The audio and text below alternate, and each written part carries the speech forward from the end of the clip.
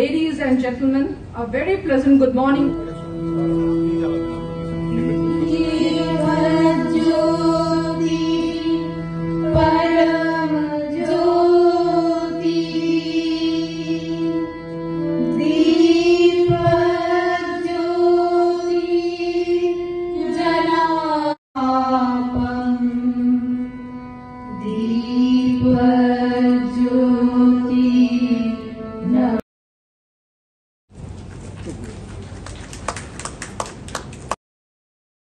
Before us, a Saraswati Vandana as an auspicious beginning of the program. Please.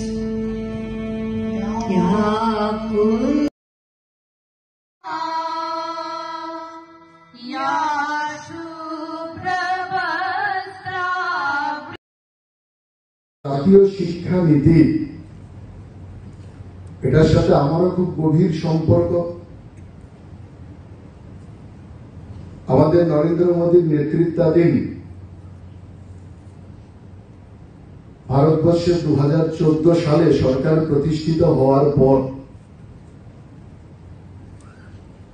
সারা দেশে একটা নতুন শিক্ষানীতি নিয়ে আসা উচিত,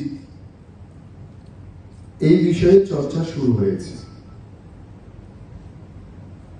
এই শিক্ষানীতি কি হবে, কিভাবে হবে, তার মধ্যে কি কি থাকা উচিত এবং বর্তমান যে সময় সেটাকে সেই সময় উপযোগী কিভাবে করা উচিত,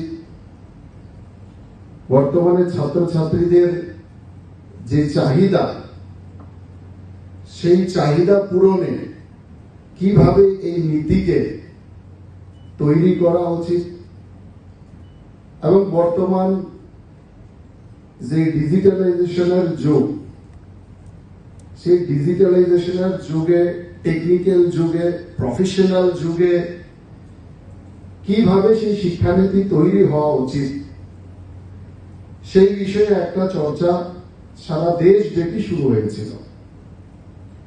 আপনারা হয়তো জেনে অবাক হবেন, তার প্রথম ড্রাফট জাতীয় শিক্ষানীতির যারা তৈরি করেছে, যে ড্রাফটের উপর আলোচনা শুরু হয়েছে এবং প্রথম ড্রাফট যেখানে তৈরি হয়েছে সেটা হচ্ছে কলকাতার গোল পার্কে রামকৃষ্ণ মিশন মঠ এবং মিশন কালচারাল ইনস্টিটিউশনে 3 দিনের বেশি সময় ধরে সেটাতে চর্চা হয়েছে। সারা দেশের সমস্ত শিক্ষাবিদ, বড় বড় ইনস্টিটিউশনের dean, professor, principal, vice chancellor থেকে শুরু করে বিভিন্ন শিক্ষা ক্ষেত্রে যারা কাজ করেন, বিভিন্ন এনজিও, বিভিন্ন শিক্ষা প্রতিষ্ঠান, যারা যারা শিক্ষা ক্ষেত্রের সাথে দেশে যুক্ত আছেন, সবাইকে সেখানে আমন্ত্রণ জানিয়ে সেই চর্চা, প্রথম ড্রাফট সেখানে শুরু হয়েছে।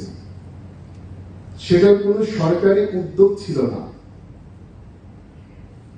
সেটা একটা ছাত্র সংগঠনের উদ্যোগ ছিল। সেই ছাত্র সংগঠনের নাম অখিল ভারতীয় বিদ্যার্থী পরিষদ। আর সেই সময় আমি অখিল ভারতীয় বিদ্যার্থী পরিষদের পশ্চিমবঙ্গের সংগঠন সম্পাদক ছিলাম, তার সম্পূর্ণ ব্যবস্থাপনার সাথে যুক্ত ছিলাম এবং প্রথম যে ড্রাফট তৈরি হয় সেই ড্রাফট তৈরির ক্ষেত্রে সেখানে সশরীরে আমিও সেখানে উপস্থিত ছিলাম।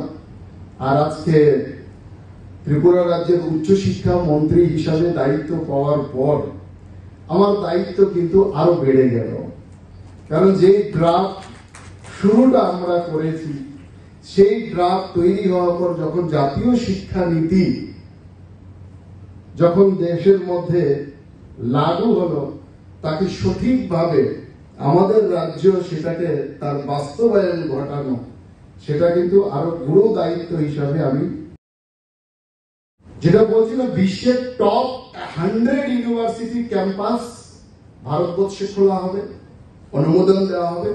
বিশ্বের টপ 100 কলেজ ক্যাম্পাস ভারতবর্ষের মধ্যে খোলা হবে। যেগুলো ভারতবর্ষের মধ্যে ভালো আছে সেগুলো তো অবশ্যই থাকবে, কিন্তু যেগুলো ভারতবর্ষের বাইরে ভালো আছে, স্ট্যান্ডার্ড আছে, যেগুলো ভারতবর্ষের মধ্যে নেই, তারও অনুমোদন আমাদের এই দেশে দেওয়া হবে। অর্থাৎ এই পলিসির মধ্য দিয়ে যে, আমি ডিটেল টেকনিক্যাল বিষয়ে তো যাচ্ছি না, আপনারা সবাই জানেন, যাতে আমাদের ছাত্রছাত্রীরা তার রুচি এবং তার দক্ষতা অনুসারে যেই বিষয়ে পড়াশোনা করতে চায়, যে ইনস্টিটিউশনে পড়াশোনা করতে চায়, ভারতে বসে যাতে পড়াশোনা করতে পারে, বিশ্বের সমস্ত টপ ইউনিভার্সিটি, টপ কলেজের শিক্ষা যাতে তারা ভারতবর্ষের মধ্যে থেকে পড়াশোনা করতে পারে, তার সমস্ত প্রাবধান কিন্তু এই শিক্ষা ব্যবস্থার মধ্যে রাখা হয়েছে। সবচেয়ে বড় কথা হলো, এই শিক্ষা ব্যবস্থা করা হয়েছে ভারত কেন্দ্রিক শিক্ষা ব্যবস্থা। ভারতবর্ষের সভ্যতা, ভারতবর্ষের সংস্কৃতি, ভারতবর্ষের ঐতিহ্য, ভারতবর্ষের ইতিহাস, ভারতবর্ষের মহাপুরুষ, তাদের প্রতি সম্মান, শ্রদ্ধা, দেশ, সমাজ, রাষ্ট্রের প্রতি প্রত্যেক নাগরিকের দায়িত্ব এবং কর্তব্যের উপর সবচেয়ে বেশি জোর দেওয়া হয়েছে আমাদের এই জাতীয় শিক্ষানীতিতে।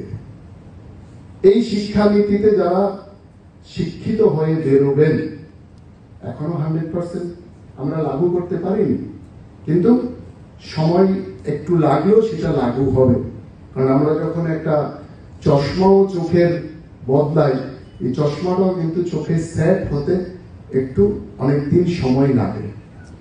স্বাভাবিক কারণে এই শিক্ষানীতি আমাদের দেশের প্রাচীন গৌরব, প্রাচীন ঐতিহ্যের উপর গুরুত্ব দিয়ে গড়া হয়েছে বলে আগামী দিনে এই শিক্ষানীতি থেকে যে সমস্ত ছাত্রছাত্রীরা শিক্ষা গ্রহণ করে বেরোবেন, তারা কখনো স্লোগান দেবেন না কোনো কলেজ ক্যাম্পাসে কিংবা ভারতবর্ষের সবচেয়ে টপ ইউনিভার্সিটি ক্যাম্পাসে ভারত তেরে টুকরে হোঙ্গে ইনশাল্লাহ ইনশাল্লাহ, এই ধরনের স্লোগান কোনোদিন আসবে না।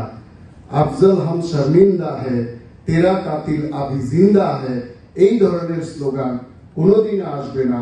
স্বামী বিবেকানন্দকে বেকার যুবক বলে গালিগালাজ কোনোদিন আসবে না। নেতাজি সুভাষচন্দ্র বসুকে তেজুর কুকুর বলে গালিগালাজ কোনোদিন আসবেন না। রবীন্দ্রনাথ ঠাকুরকে বুর্জোয়া কবি বলে গালিগালাজ করা কোনোদিন আসবে না। ঠাকুর রামকৃষ্ণ পরমহংসদেবকে মৃগী রূপী বলে গালিগালাজ করা কোনোদিন আসবে না। ভগৎ সিং, বিনয় বাদল দীনেশ, সূর্য সেন থেকে শুরু করে যারা আমাদের বীর বিপ্লবীরা আছেন, তাদেরকে সন্ত্রাসবাদী বলে গালিগালাজ করা, মা সরস্বতীর আমরা যে চিত্র এখানে সামনে বসিয়েছি, মা সরস্বতীর নগ্ন চিত্র প্রদর্শন করা আর কোনো কলেজ ক্যাম্পাস থেকে বেরোবে না। এই শিক্ষা ব্যবস্থা, সেই ভারত কেন্দ্রিক শিক্ষা ব্যবস্থা সেখানে বানানো হয়েছে। সুতরাং আমরা